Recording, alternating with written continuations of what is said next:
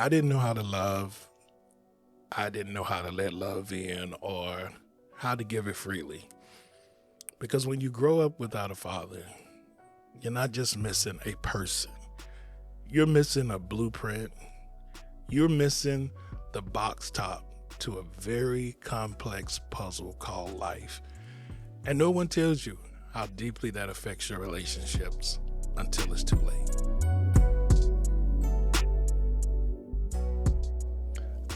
I don't know much about my dad. He died when I was an infant. And I don't remember his voice, his laugh. I don't even know what it felt like to be held by him. And that absence followed me like a shadow. And it wasn't just about not having someone to throw a football with or shoot hoops. It was not having someone to tell you or tell me who I was.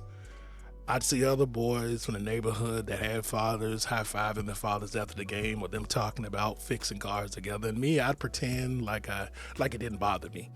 But deep down inside, I was screaming for that same kind of connection. Now, let me be clear.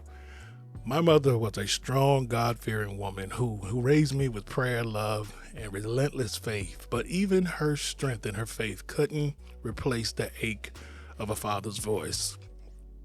Mom prayed over me. She spoke over me. She believed in me when I didn't believe in myself.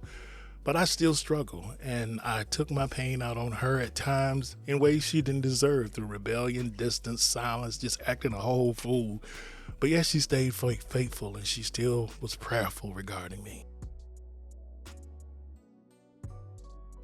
What I didn't realize then was that fatherlessness wasn't just affecting my childhood.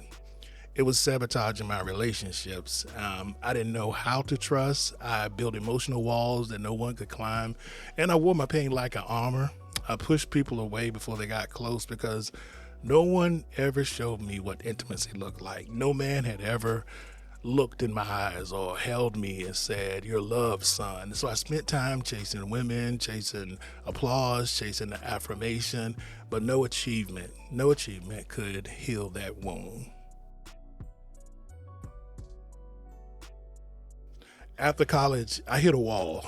Man, I started journaling, I just writing the truths of what I was afraid to say out loud, and I made a hard decision. I stepped away from dating until I learned to love myself. And sometimes later, after holding on true to my decision, I was introduced to a woman who later became my wife, and we both were on a healing journey.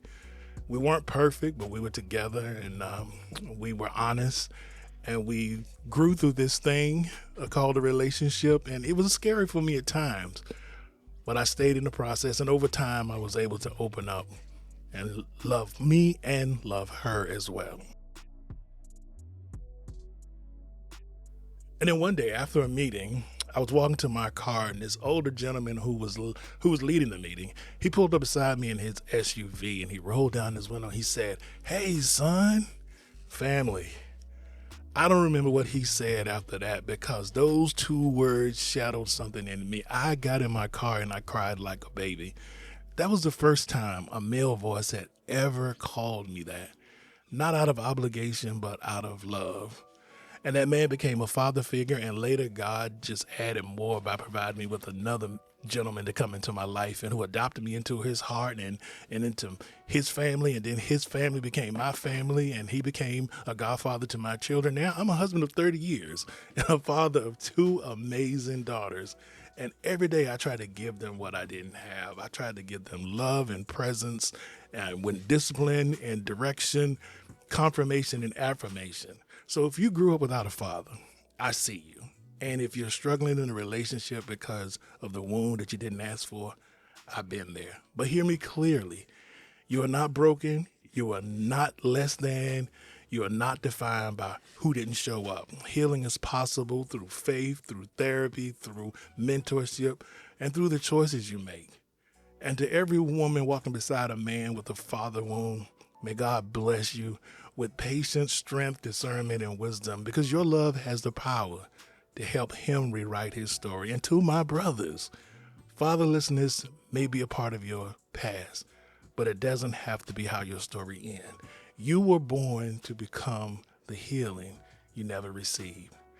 And family, if this spoke to you, if you grew up without a father and you've been carrying that silent weight, the fear of not being enough, the confusion in relationships where you don't understand why, the ache that you can't explain, then I want you to come back for part 2.